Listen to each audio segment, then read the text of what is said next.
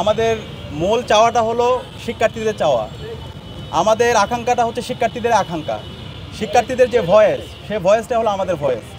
আমরা বলছি বৈচিত্র্যের মধ্যে ঐক্য করতে চাই, আমরা সবার ঢাকা বিশ্ববিদ্যালয় করতে চাই, আমরা শহীদদের আকাঙ্ক্ষার আলোকে আমাদের ঢাকা বিশ্ববিদ্যালয়কে বিনির্মাণ করতে চাই এবং আমরা সবার বাংলাদেশ বিনির্মাণ করতে চাই।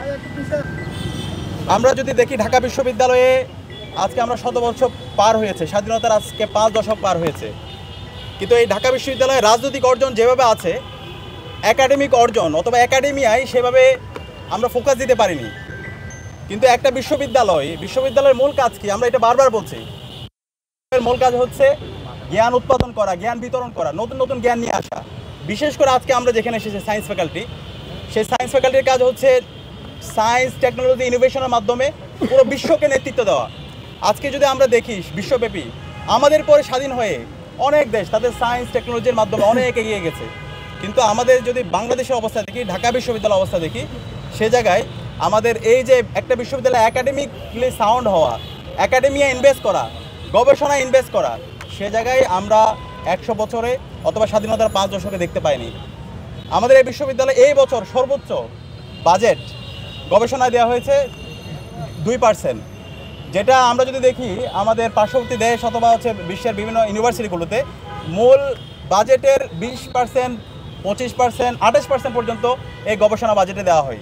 তো আমরা যদি শিক্ষার্থীদের ম্যান্ডেট পেয়ে আমরা যদি তাদের সেবা করার সুযোগ পাই, আমরা ইনশাল্লাহ আমাদের এই ইউনিভার্সিটিকে একটা একাডেমিক ইউনিভার্সিটি বানাবো ইনশাল্লাহ। এর মাধ্যমে আমাদের এই বাংলাদেশের এই ঢাকা বিশ্ববিদ্যালয় সারা বিশ্বে তাদের সায়েন্স টেকনোলজি ইনোভেশনের মাধ্যমে সারা বিশ্বব্যাপী নেতৃত্ব দেবে।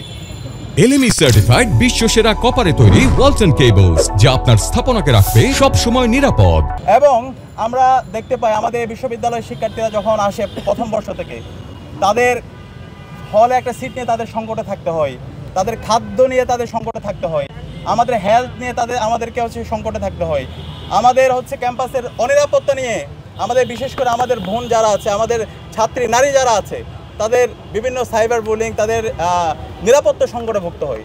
তো আমরা যদি শিক্ষার্থীদের সেবা করার সুযোগ পাই, ইনশাল্লাহ আমরা ক্যাম্পাসের সামগ্রিক নিরাপত্তা এনশিওর করব এবং সেই নিরাপত্তা এনশিওর করার রুটম্যাপটা আমরা সাজিয়েছি আমাদের ইশতেহারে আমরা পূর্ণাঙ্গভাবে সেখানে আমরা আমাদের প্রত্যাশাগুলো আমরা আপনাদের সামনে নিয়ে আসব।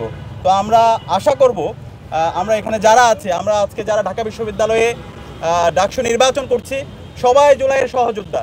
তো আমরা এই ধরনের আইডিয়াগুলো নিয়ে প্রতিযোগিতা করি, আমাদের ঢাকা বিশ্ববিদ্যালয়কে কীভাবে বিনির্মাণ করতে চাই সেটা নিয়ে আমরা প্রতিযোগিতা করি।